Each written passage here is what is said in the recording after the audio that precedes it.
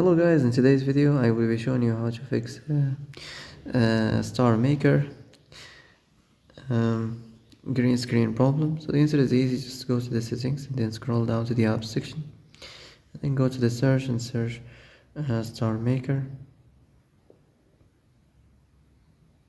and then go to the storage, and here you will find this clear cache option. Click on it. Now you can go check it if it worked, and if it didn't you can try to restart your phone or turn the Wi-Fi off and on, or the Bluetooth or the airplane mode. Also you can try to clear data, but be careful. If you clear data, all these applications data will be deleted.